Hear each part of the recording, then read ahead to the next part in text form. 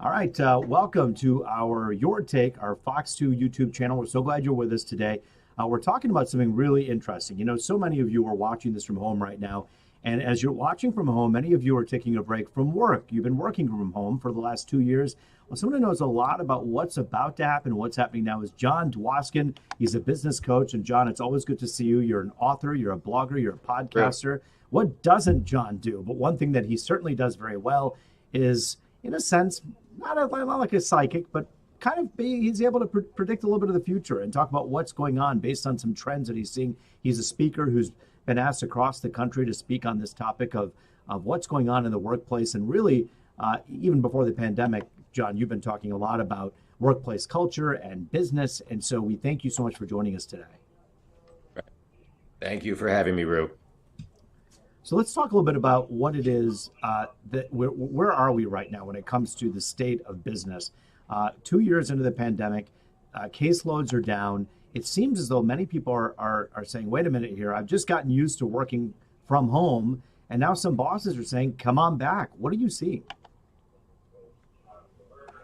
Yeah, I'm starting to see that there are companies that are looking at the landscape and saying, we're starting to have annual meetings again. We're starting to get people together. We're starting to get people back in the office, and everybody is feeling that collaboration again, the energy of actually being around other people. And with caseloads down, and with people feeling safe, I'm starting to see a lot of companies, from the solopreneurs to the fortune companies and everything in between, really starting to kind of reframe the, hey, we want you in the office 2-3 days a week, but we still are going to be offering some flexibility and open to that level of flexibility. And I think many of the people are open to it because I think many people miss the routine of driving to work, collaborating with people, and just kind of having that day-to-day that day-to-day interaction. What I'm seeing is I don't think people knew how much they missed it, Rube, until they actually start having it again. That we talk about some people. I know there are so many people out there that are saying, wait a minute, I really don't want to come back and I just want to stick around at home right now. When you go to these conferences and you're hearing from bosses and you're hearing from managers, what is their desire? What do you think? Because we know what some workers want. We know some workers want to come back. Some workers say, forget about it. But what are some of the managers saying to you right now? Sure. I think people are more open to flexibility than ever before. And so I think there's been a big paradigm shift that I'm seeing in many managers and owners of companies to say, you know what, the org chart of yesterday is not necessarily the org chart of today. So that's part of their process of hiring, which is they know that X percentage of people are going to be people that want that hybrid work. And it's worth to have somebody who's an expert in their field, even if they want to be hybrid and work from home, and then balance that with somebody maybe who's in the office a couple days a week and also a hybrid model.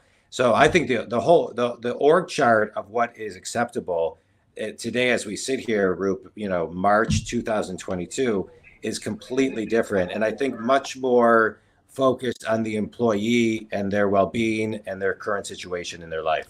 All right, interesting stuff. We have a lot of questions coming in. By the way, you're watching this right now on the Fox 2 YouTube channel. You have a question about the workplace, what's going on next? Are you putting out your resume, you're not getting hired, or are you not doing the right things? What questions do you have? Business coach Jon Dwoskin usually charges a lot of money for this kind of advice. He's doing it for free so that we could talk today on the Fox 2 YouTube channel. So please ask away right now what questions you may have for Jon. In the meantime, our first question comes to us from Mary Phillips.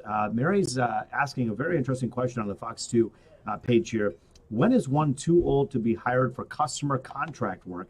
Computer literate from the beginning of computers. So this person is literally from the first Apple all the way until the MacBook Pro, basically says, look, I'm very capable, I'm very able.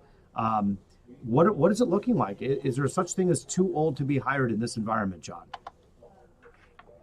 Yeah, I don't think so. I think it's a responsibility of many people who are not like Mary Phillips to understand and take the ownership of learning technology in today's market. But if you are technically savvy and you always have been, and you bring, decades of experience of technology, I don't believe, and I am not seeing companies believe that anyone is too old. Right now, if you have a niche, especially, and you can bring value to a company, yeah, I mean, I think that's a shift in mindset, Rube. So, Mary Phillips, I would shift your mindset, focus on your highest potential and your unique ability of what you offer a company.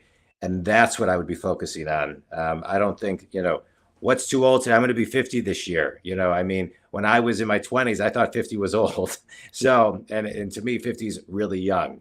So I think it's a shift of mindset. That's so interesting to me. So let me ask you this. So like right now, someone who's like my father's age, he retired from General Motors, he worked at Ford, and he retired. And now let's say he says, hey, I want to go back to the workforce.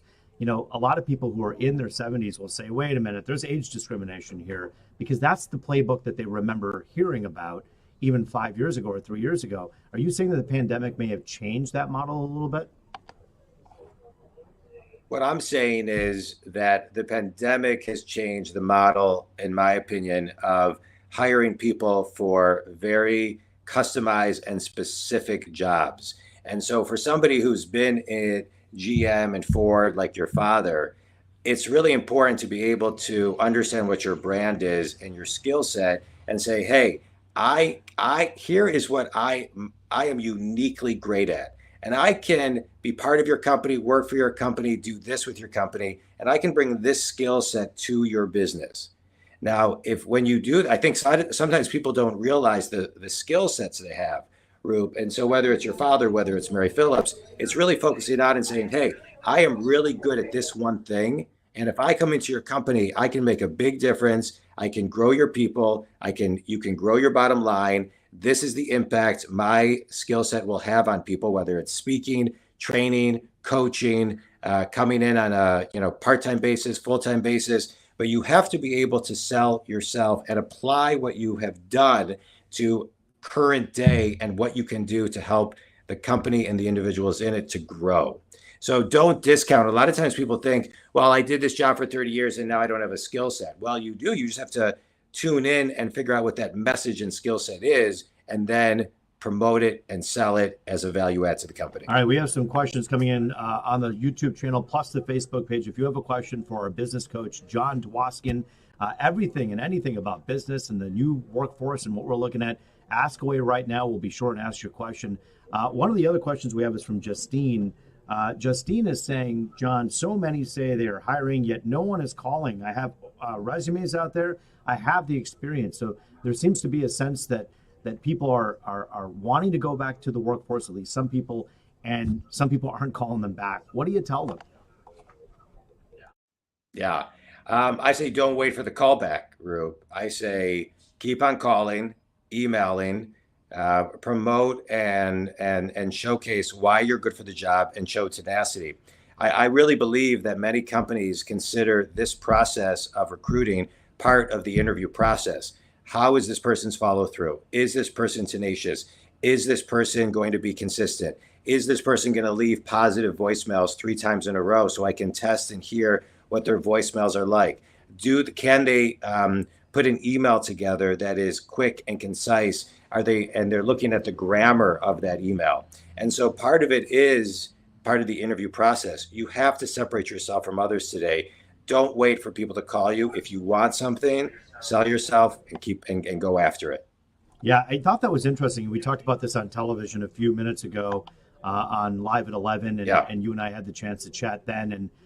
And the whole conversation is so interesting to me about persistence and tenacity, because it's almost as though it depends on your age. The word persistent and tenacious means something different. When we think about someone who's being a bother, that was pre-pandemic, when people would say, you're calling too much, or no means no from a boss, like, hey, we don't want to hire you, and all of a sudden the person keeps calling. And the bottom line is things have changed, and bosses are overwhelmed too, wouldn't you say? I think overwhelm, that's the perfect word. CEOs, owners of companies are overwhelmed today. Most people have the attention span less than a goldfish, which is 7 seconds. And most people have obstacles prioritizing their days and time management. For most people, they don't understand it. I teach that type of stuff all over the country. And so what's really, really important is that people understand their worth and what their value is. And so when you're leaving messages and you're thinking, hey, can I be too persistent? Can I be too tenacious? Can I be too consistent? The answer is no, if you are in alignment with positive intent to be able to specifically say, I am right for this job because of X, here's my skill set, and really sell yourself. It's the art of selling yourself. Everything is storytelling, and we have to be really good storytellers of our own story and what the benefits are within the company walls. I love that, the storyteller piece there, because everybody has a story, and everybody who's watching this right now on the YouTube channel or on the web, they're watching this going, yeah, I have a story. You know, I worked all these years doing this or doing that, and I am good and I am qualified. And some people kind of tell themselves their own story of maybe saying, you know, I'm too old, or I'm not qualified, or I'm overqualified. But this is a very strange work environment. And don't you think people should adjust to that? They need to reevaluate themselves, right?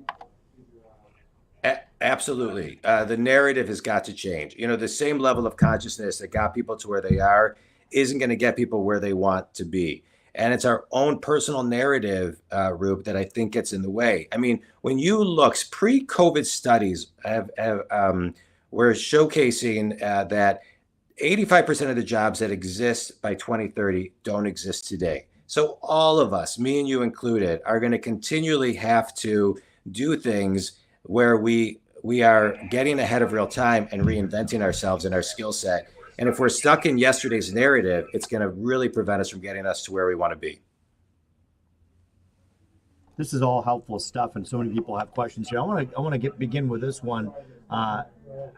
Aces is asking the question on our YouTube channel. Only if you take the jab can you work at a designated job. The person does say, you know, hey, what a crock.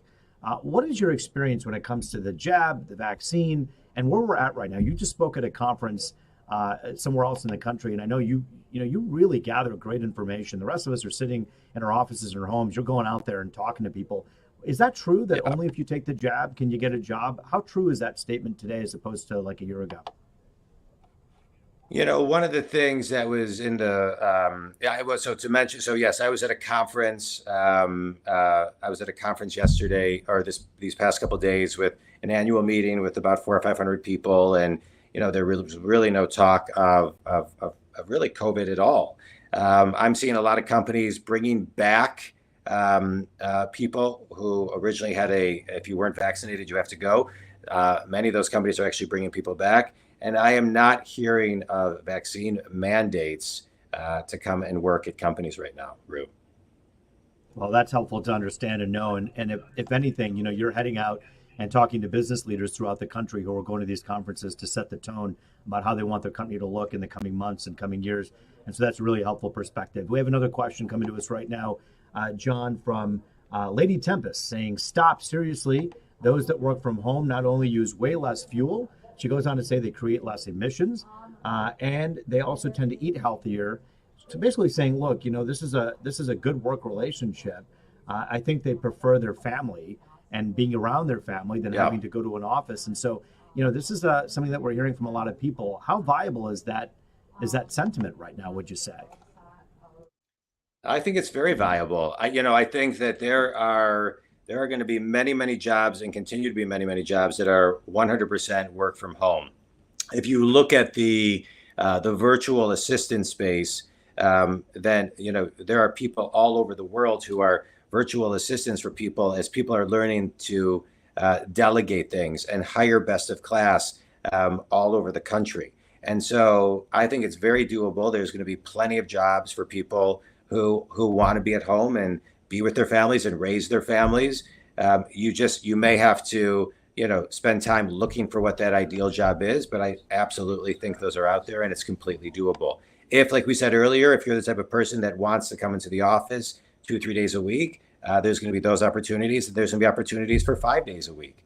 I think in today's world, especially with all the generations working, including the millennials and the Gen Zs, all of those generations want a collection of a lot of different things, and companies are stepping up and making sure that they can do that. Many companies know they have to do it in order to grow to the level they want to grow over the next decade. John, let me ask you about profits. Mr. Keesley is basically asking a question and also offering some thought and opinion. And Mr. Keesley here on the YouTube channel is saying that it's been proven that companies actually make more money with remote workers. Is that true? I think it depends on the company. I'd have to, dive into that, but there are savings as far as office space and supplies and things of that nature. So I think it's a company basis. You have to look at, like any company, the profitability and the margins of anything that you're doing and why you're doing it. But I think there is a case study for many companies that I see that the people who are working from home have a different, the profits in them are potentially different. But again, that's company by company. I wanted to ask you a little bit about the vaccine issue as well, just because I know it made news yesterday. One major airline that had mandates before basically said, all right, we're lifting the mandates and people who are unvaccinated can come back to work. And this person, Winston here, basically reflecting on that thought, saying, actually, that's not Winston, it's Vanessa. Are companies wanting new hires to be vaccinated? I know that you went to the conference and you heard that, but we know of some companies, including some federal employees, who have been required to get the vaccine. Do you think this all goes away with COVID? That's a big question, and that's a hard question, I think, to answer. But I would say that what it appears to me, Roop, is that things seem to be dissipating, and it's as we're seeing every 30 days, we're seeing dramatic changes. I mean, I think 60 days ago, many of us knew many people during the holidays that had COVID. Mask mandates 3-4 weeks ago were, very front and center. And then it seemed like almost really weeks later, everything lifted, and 90%, the CDC came out and said 90% of, I think it's all states, don't need masks. And so to me, this is kind of a real-time thing that I'm examining on every 30 days, because what I've seen as far as the patterns is that every 30 days or so, the rules are changing, and the variants and the standards of what is acceptable and what is not. March 1st, Israel dropped everything to say that you can come in and out of the country without vaccines or proof thereof. The UK did the same thing, whereas a couple months ago, things were totally different. So I think everybody needs to just look at it almost month to month in real time versus thinking too big picture. We're still kind of baby steps out of where we were 3 weeks ago. Great stuff. Wanted to give you a chance to chat for a moment about what it is that you've been working on, because I know that in speaking across the country, you really have your hand on the pulse of what's going on in the business world. Give us an idea as to some of the things that people at home who want to go back into the workforce but aren't quite there, what they should be thinking about relative to relaunching themselves and re-emerging into the workforce, maybe in a new light. Yeah, I love that question, Roop. I think it's a really great question and really, really relevant. I think one of the things everyone needs to do when coming back into the workforce is figure out what comes easily to you. Figure out what is something that you do on a daily basis that seems easy to you because it comes so naturally to you and it's within alignment of what you do. And once you figure that out, then you can start to kind of say, how can I monetize this? Where does this fit within a company wall? And then what do I need to train and study in order to really make this something that a company will find valuable? And so I think it's really, really important whether to do a couple things: get better at technology, understand social media, and get current with where all of that is. So as you're reinventing yourself, you understand those pieces. But I also think once you get in touch with your highest potential, figure out what you want to do, be able to then sell it to companies when you're looking for jobs. I think it's really important. We all have great potential and things we can teach people. And so as I see people who are getting back into the workforce, many of them think they have no value. Many of them think they can't be current, when really that's the furthest from the truth, because they are able to be mentors in ways that younger people can't, because they have decades of knowledge that they can teach people. Yeah, that's so important. That's actually really good information there. This person, Louise, saying, I need a real work from home job. I currently have a gig job that is killing me with the price of gas. Everything I see online seems to be a scam. And they're just trying to figure out how to get into this job market without being ripped off. And I feel like that is an issue that we hear about in the newsroom quite a bit. People saying, hey, I applied for this or I applied for that. What are some tips that you have to make sure that people aren't getting ripped off in the process of trying to get back to work? Sure. Well, one, I think sometimes the best way to find a job is through friends and through your network. So if you are on social media, whether it's LinkedIn or Facebook, to post something on your social channels, what you're looking for. When you reach out to your network and you ask for help, that's the biggest compliment you can give someone. And so the next element of outside of social media, I would call centers of influence that you have, friends and family, and let them know, hey, I am in the market to look for a job. Do you know anyone? Many times the best jobs come from those that can refer you and say, oh, hey, I know somebody who's looking for that. Let me make an introduction. And then you know that everything's on the up and up, and you don't have to worry that things are a scam. I've heard so often of people actually applying for jobs on different venues and channels. LinkedIn is something we're all familiar with, but one thing that people may not be familiar with is like TikTok and some of these other social media channels. Are you seeing those being used also as a way to put your best foot forward as a candidate? Well, TikTok is kind of a unique way to grow your brand and grow who you are. It's real-time storytelling. It's first-person storytelling. And so if you're applying for a job and you want people to get to know a piece of you, then TikTok can be great for your brand because you can also control the message of your brand. It's the same thing using LinkedIn and Facebook. Let me give an example. If you were, let's just say, let's use your dad for an example, right? He worked at GM and he worked at Ford. So on social media, what he could start doing on a daily or weekly basis is writing something, a very short write-up of lessons he's learned being in, working for the big three or working for big institutions or working with a collection of people.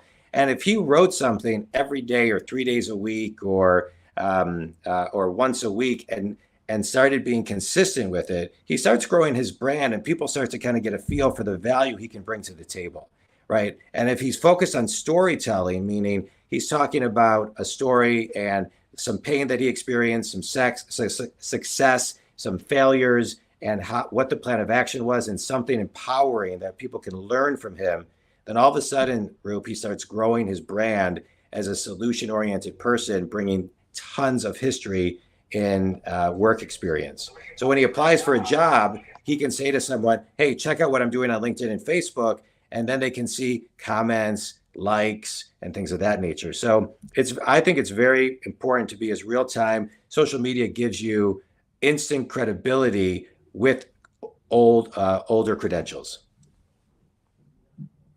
That's really important stuff. And I think one thing that a lot of employers will say is, look, we're not just looking for the good on social media, we're looking for other stuff too. People have to be careful about what they're posting. I mean, this has been a very politically charged and otherwise charged period of time in the last 2 years. People have strong opinions, but sometimes those opinions aren't welcome in the workforce. And you're really kind of showing your cards about who you are and how you handle, let's say, for instance, conflict. Someone disagrees with you on social media and you start yelling back at them. A boss out there is going to look at that and say, hey, is this a guy or a gal I want on my team, right? Correct. I say don't engage in arguments. Don't be controversial. Don't talk about politics. If you're looking to grow your brand, make sure the pictures you post are not something that's going to ultimately get you in trouble. And you have to be very conscious of what you post. I tell that to everybody that I coach, and because everything is findable. Everything is findable. And if you're applying for a job, all it takes is one little thing to be found to hurt your brand. And it's, one drop of blood can ruin a gallon of water, no matter how good and how right you may be. If you're looked at as a troublemaker online, then maybe they'll see you as a troublemaker in the walls of their business. Jon, have you found that people have lost work, lost jobs and opportunities because of what they posted on social media? Talk about that. I think more of a younger generation, as as you know, they're coming out of college and they've posted things and they haven't scrubbed their work, yeah, they lose their jobs. And so there's companies out there that can actually work with you that, you know, to scrub before you start working, so they can scrub all your stuff and make sure, like, hey, you have to take all of this type of stuff down. Maybe it was fun when you were in college, maybe it was fun when you were in your early 20s, but this is gonna affect you from getting a job in the future. No one may necessarily point to that, but if it's there, it's going to influence people. What else are you finding right now, John, when you go to these conferences, you're talking to all of these business leaders, and including yourself, of course, with all this great expertise that you have? What are some ideas that you're sharing about how things are going to look as people head back to work? What's different? What's changing? I think one of the biggest things, Roop, that's changing is mindset. Mindset of, okay, what do I want my day to look like? Right? What can I delegate to make sure that I have enough time to do what I want to do, not only at work, but with my family and friends and some downtime as well.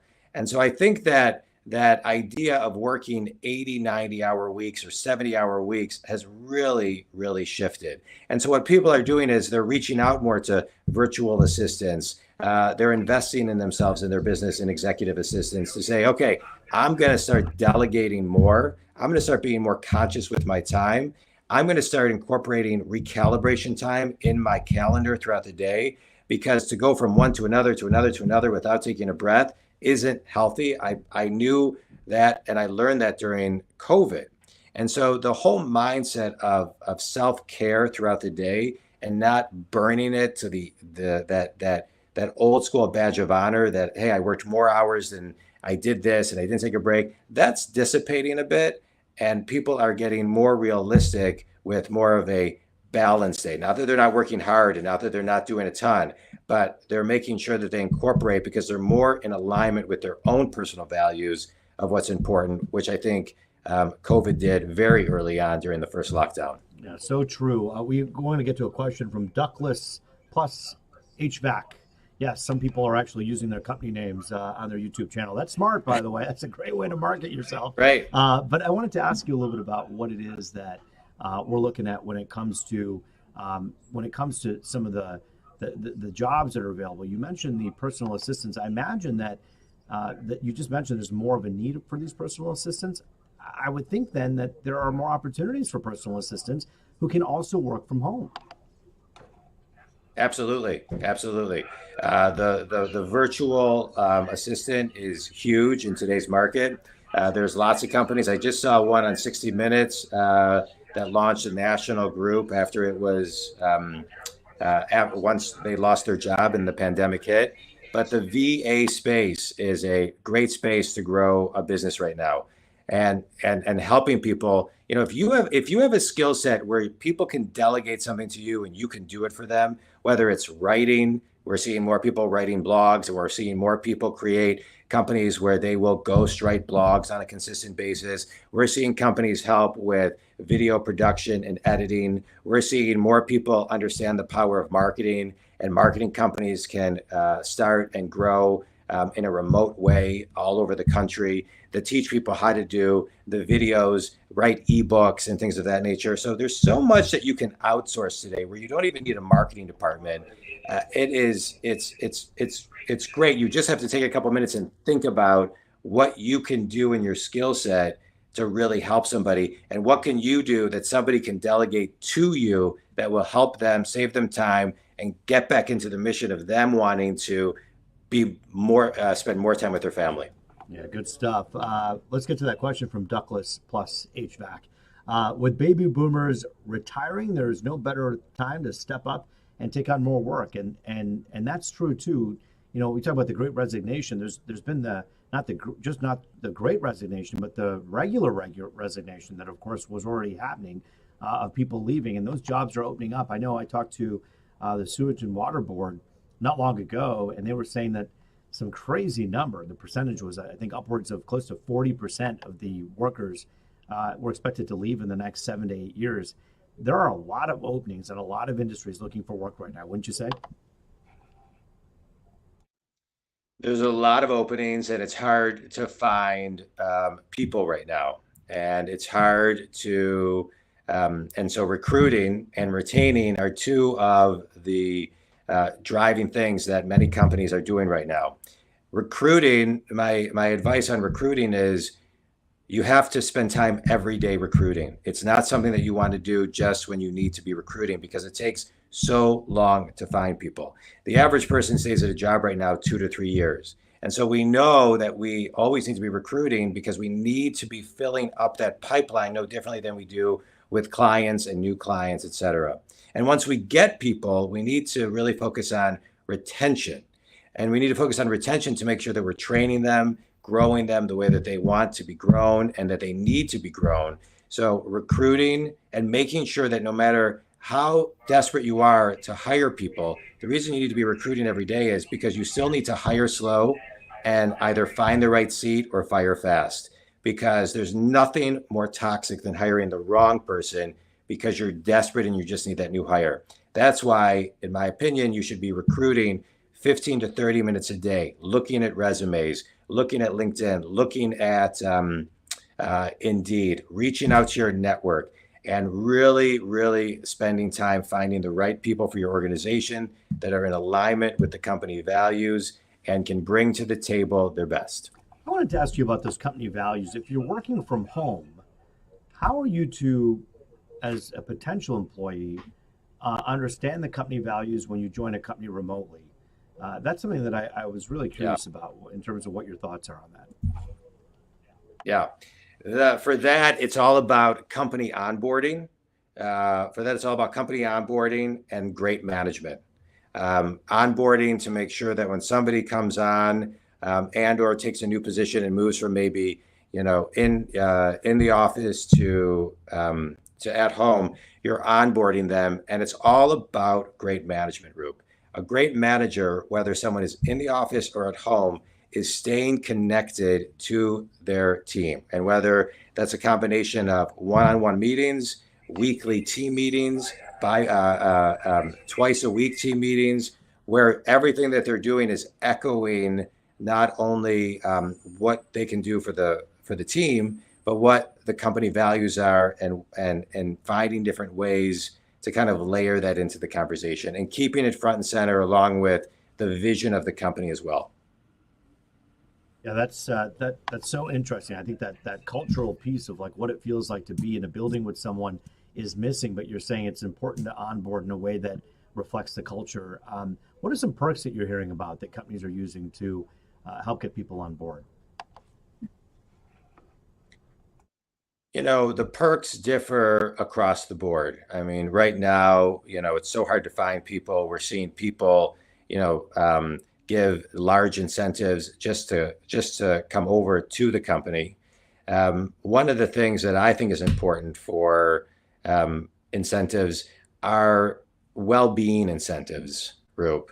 And the reason I say that is because I think it's the responsibility of the company today to encourage people to take care of themselves, get out of the house. For example, buy everybody in the company the Calm app and encourage people to take 10 minutes to meditate and get back to and find their center. Give everyone a $100 gift certificate to Starbucks every quarter to encourage them, if they're working from home, to get up, get out of their seat, go for a drive, get a coffee or a tea, and because they've got to get up instead of sitting down all day. And if we as companies don't encourage those types of small perks, then I think it drives we want to drive the right message to encourage people to take care of themselves no matter where they're working. But all the other perks we're seeing, are cell phone usage and companies supplying printers and computers for people who are working at home, creating a very flexible environment, meaning, hey, if you need to work from home one day, you can. If you need to do this, you can. Really the work from home and the flexibility is a benefit today. So it's not about, like you said, I like what you said at the beginning of our conversation. You talked about how that old school model of how an employee feels like it's a badge of honor to be exhausted all the time and to have zero work-life balance. That is something of the past, and part of the reason for that becoming antiquated so quickly, probably because of the pandemic, I'd imagine, but John, also because of the number of younger workers that are coming in that are saying we don't want to live that way. Yeah. It's interesting, Roop. Prior to COVID, one of the things I do with clients, if they need me to, is I help interview and recruit. And many of the millennial generation that was coming in talking about, hey, we want to be able to work from home if we want to. It was so, no employers couldn't even understand it and they couldn't adapt to it. Well, COVID happened and they had no choice. And so it wasn't really anything that the millennial generation was pushing as something that was needed. And I think in a post-COVID world, people are seeing the huge benefits of it. It's different for different types of companies, but yeah, that is well needed and pushed. I recently interviewed a woman who wrote a book called Generation We, and the book is all about the Gen Z generation. And one of the things she talked about is they ask for well-being days, right? They need a day to kind of just a take care of themselves day, where older generations just don't get it. But the reason that they need it is because they were raised where parents could not protect them from the news. They were at such an early age, they had so much coming at them that they need the time to recalibrate. And so her book is really interesting because she talks all about their perspective on things, which is fascinating. But that's another thing that I think we're going to see more acceptance of is the younger generations who could not be sheltered because everything was on their phone. They need time to just recalibrate differently than the older generations. So don't you think then it matters who the boss is at that point? Because if the boss grew up in a generation where hard work is viewed one way, and another boss grew up in a different generation where hard work is viewed based on a different set of parameters, you really have to examine that. And so it's not just about the boss, hiring the employee, but it's about the employee hiring the boss in a certain sense when you have choices. 100%. In today's world, Roop, when you go in for an interview, you're interviewing the company as much as they're interviewing you. It's very common when younger generations at the interview process that I've been at are asking, what charities are you involved in? What are you involved in when it comes to the environment? I mean, they're asking them questions and they're making them decisions, and they're coming to the table highly talented, highly educated, really smart, and absolutely, I've seen many companies offer positions, and the potential recruit says no, they're going to a company because that company has a bigger footprint when it comes to being more conscious about fill in the blank. It's not, in other words, it's not all about the money alone. I mean, I think there's a tendency for us to think that, people are applying for work, they have choices, they go out, they get two offers, and they automatically go to the place that offered them more cash. But you're saying it's different than that. People want to feel like they're contributing to something bigger than themselves. Correct. That's a big piece of it. I'm seeing people take less money as long as they feel like they're giving back to the world in a more effective way, that what they're doing has purpose and has meaning. It's not just capitalism, it's conscious capitalism, and with an emphasis on consciousness. There seems to be a higher level of consciousness in the millennial and the Gen Z generations, and they are making decisions on the companies to work with in many cases based on the employer's level of consciousness.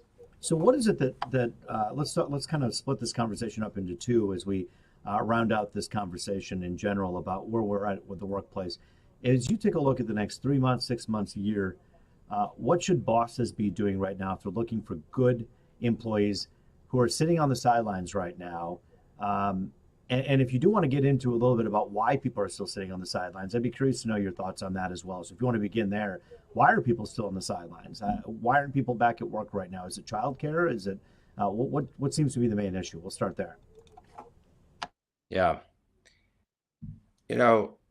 I think people are still on the sidelines because they're trying to figure out where their passion is, right? What their unique ability is, where they best fit within an organization, and what they really want that's in full alignment with who they are. And so I think one of the things to get off the sidelines are you got to put yourself in a position to know you may not get everything you want to be in alignment. And if you want to be in full alignment, then in many cases, you got to start your own company. And so there are plenty of opportunities, but you got to understand the give and take of what you're willing to do to actually go work for a company. So that's first and foremost. And the people on the sidelines also have to get out and it's make their job looking for a job or make their job building their own company. You know, it still takes a lot of work and a lot of tenacity and a lot of grit to do anything we're talking about today. So I think, you know, coming out of COVID, that is, you know, that the DNA of just hard work and being out there and putting yourself out there, you know, that's here to stay.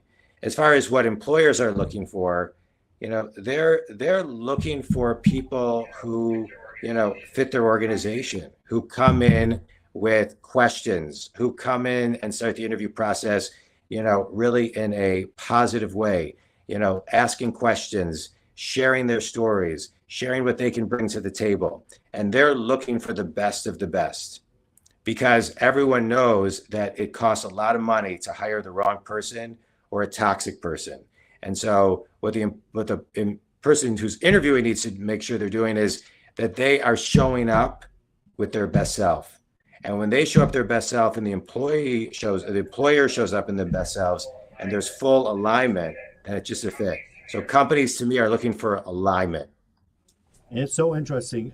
Let me ask you this about this balance of power. You know, so for forever and a day, it was that the boss had most of the power in his or her hands.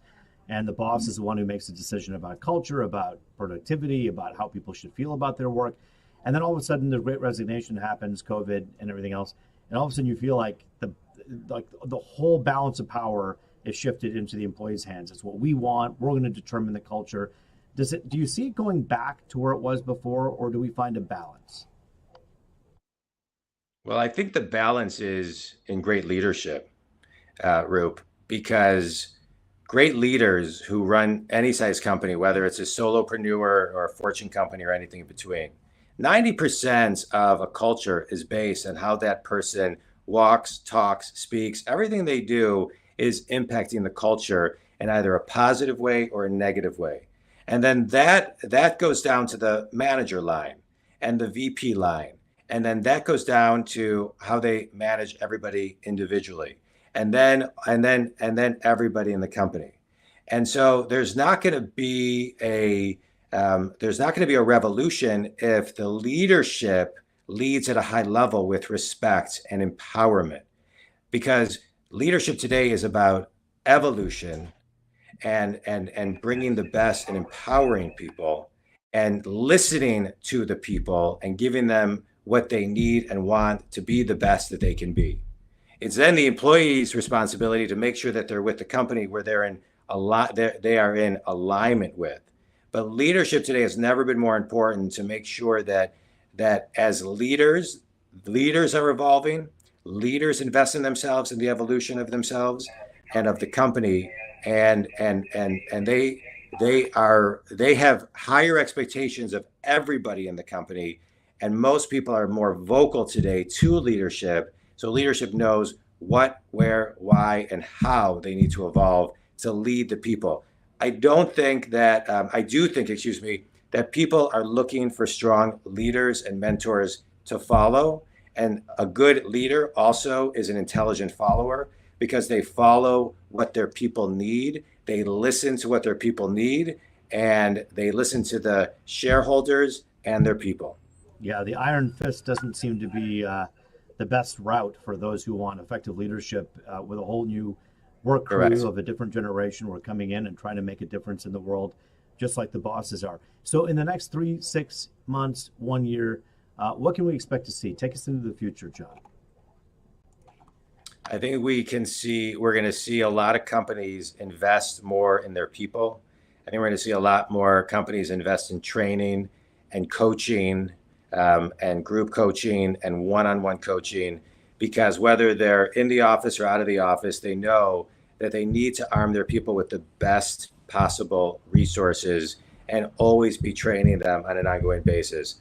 I think we're going to see more of a commitment of companies to their people to make sure and have open ears as we kind of walk through this next chapter, coming out of post-COVID.